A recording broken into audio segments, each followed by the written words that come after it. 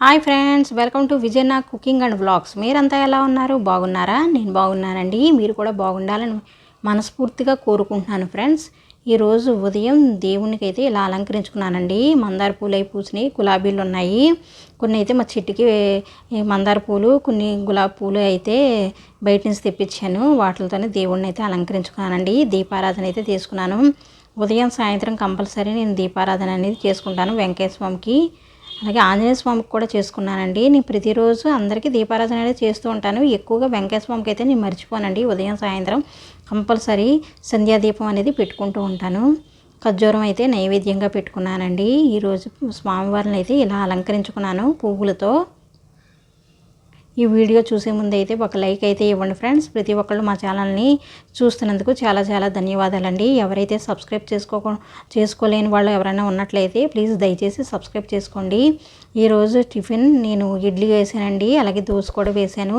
శనగ చట్నీ అయితే ప్రిపేర్ చేశానండి. ట్రైపాడ్ లేదు, ట్రైపాడ్ కొంచెం ఇరిగిపోయింది. దానివల్ల కొంచెం ఇబ్బంది అవుతుంది. చేతితోటే తీయడం వల్ల కొంచెం ఇబ్బందిగానే ఉందండి. ఇలాగ తీసుకోవాలి. శనగ చట్నీ అనేది ప్రిపేర్ చేశానండి. పోపు వేసుకుని శనగపిండిలో కొంచెం కరివేపాకు, కొత్తిమీర, ఉప్పు, కొంచెం కారం వేసి, పసుపు వేసి శనగ చట్నీ అనేది ప్రిపేర్ చేసుకున్నాను. నిమ్మకాయ పిండుకున్నాను శనగ చట్నీలో. వేరుశనగ గుళ్ళు కూడా చట్నీ అనేది చేశానండి. ఇది ఎందుకంటే ఇడ్లీలోకి కంపల్సరీ కొంచెం గట్టిగా ఉండే చట్నీ కూడా ఉంటే బాగుంటుంది. అలాగే మర్నాడు కూడా చట్నీ అవసరం అని చెప్పి ఈరోజే ప్రిపేర్ చేసుకున్నాను. వేరుశనగ గుళ్ళు వేపాను, కొంచెం పచ్చిమిర్చి అలాగే ఉప్పు వేసి నేను చట్నీ అనేది ప్రిపేర్ చేశానండి. మిక్సీ పట్టుకున్నాను, పోపు పెట్టుకుంటున్నానండి. చట్నీలో కంపల్సరీ పోపు అనేది ఉంటేనే బాగుంటుందండి. కరివేపాకు, ఎండుమిర్చి, ఆవాలు, జీలకర్ర వేసి పోపు పెట్టుకుంటే బాగుంటుంది. చట్నీ అనేది మిక్సీ పడుతున్నాను. చాలామంది చట్నీ అనేది కొంచెం గట్టిగా చేసుకుంటారు, ఒక్కొక్కరు కొంచెం పలచగా చేసుకుంటారు. నేనైతే మీడియంగానే చేశానండి. కొంచెం గట్టిగా చేసుకున్నట్లయితే అది మర్నాడు కూడా కొంచెం కొంచెం తీసుకుని మనం వాటర్ కలుపుకొని యూస్ చేసుకోవచ్చు. ఆ విధంగా చేసుకుంటే మంచిదే. ఎందుకంటే ఇప్పుడు మేము ఇడ్లీ, దోశ ఇవన్నీ వేసినప్పుడు కంపల్సరీ 2 చట్నీలు అనేవి ఉంటే ఇష్టపడతారని నేను అలా చేస్తున్నాను. ఇడ్లీలు అయితే తీసి పక్కన పెట్టానండి. తీసి పక్కన పెట్టేసి ఇదిగో పోపుకి అయితే రెడీ చేసుకుంటున్నాను నేను. పోపు పెట్టుకుంటేనే బాగుంటుందండి. ఏ చట్నీ అయినా సరే పోపు పెట్టుకోకుండా తినబుద్ధి అవ్వదు నాకైతే. కంపల్సరీ పోపు అనేది ఉండాలి. కాకపోతే శనగపప్పు, మినపప్పు అనేది పోపులో యూస్ చేయను. ఆవాలు, జీలకర్ర, ఎండుమిర్చి, కరివేపాకు అనేది ఉంటేనే టేస్ట్ బాగుంటుంది. కొత్తిమీర ఉంటే కొత్తిమీర కూడా వేసుకోవచ్చు. టేస్ట్ అయితే బాగుంటుందండి. చట్నీలు ఇడ్లీలోకైనా లేదా దోశల్లోకైనా కంపల్సరీ చట్నీ అనేది ఉంటేనే కొంచెం ఇడ్లీ కానీ దోశ కానీ తినాలనిపిస్తుంది. అల్లం చట్నీ ఉన్నా బాగుంటుందండి. అల్లం చట్నీ కూడా ఒకసారి ప్రిపేర్ చేయాలి. ఒక్కొక్కసారి చట్నీ లేనప్పుడు కొంచెం ఇబ్బంది అవుతుంది. అలాంటప్పుడు అల్లం చట్నీ ఉంటే బాగుంటుంది అనిపిస్తుంది. ప్రిపేర్ చేయాలి. చట్నీ అయితే పోపు పెట్టేసుకున్నానండి. పోపు పెట్టుకుని ఇలాగ మనం కలుపుకోవడమే. పోపు ఉంటేనే లుక్ కూడా బాగుంటుందండి చూడడానికి.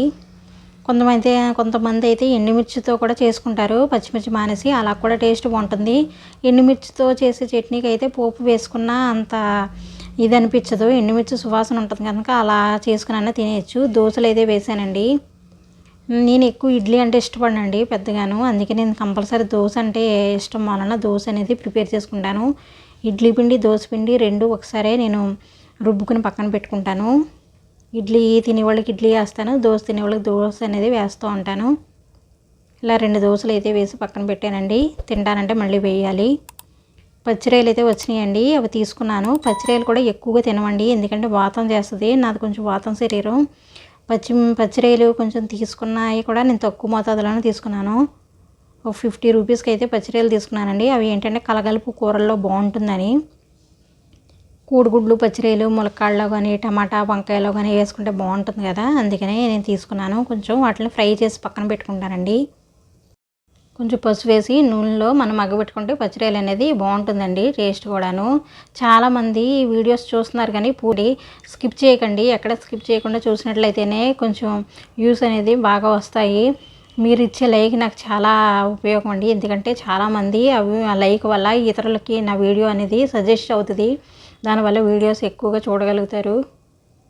ఇలా పచ్చిరొయ్యల్ని నేను ఇలా వేపుకున్నానండి. నూనెలో వేసి వేపుకున్న తర్వాత కొంచెం సాల్ట్ వేసి మనం పక్కన పెట్టుకుంటే వేరే ఏ కూరలో అయినా సరే వేసుకోవచ్చండి. మనకు కొంచెం కారం కూడా వేసుకుని పక్కన పెట్టుకోవచ్చండి. వేరే కూరల్లో కొద్ది కొద్దిగా వేసుకుంటే టేస్ట్ బాగుంటుందని ఇలా చేస్తూ ఉంటాను నేను అప్పుడప్పుడు. ఇలా వేపుకోవడమే బాగా. నాన్ వెజ్ కర్రీ అనేది నేను తక్కువగానే తింటానండి, ఇష్టపడను పెద్దగాను. కాకపోతే ఎప్పుడైనా ఇలాంటి కలగలుపు కూరల్లో టేస్ట్ బాగుంటుందని కొంచెం కొంచెం వేస్తూ ఉంటాను. పచ్చిరొయ్యలు కానీ అలాగే ఎండు రొయ్యలు, ఎండు చేపలు అనేవి కూడా యూజ్ చేయడం కొంచెం తక్కువే. కొంచెం కారం వేసి వేపుకుంటున్నానండి. ఇంతే అండి ఈ రోజుకి వీడియో. ప్లీజ్ నచ్చితే కనుక ప్లీజ్ లైక్ చేయండి, షేర్ చేయండి, కామెంట్ చేయండి. అలాగే మా ఛానల్ని సబ్స్క్రైబ్ చేసుకోవడం మాత్రం మర్చిపోకండి ఫ్రెండ్స్, ప్రతి ఒక్కళ్ళు కూడాను.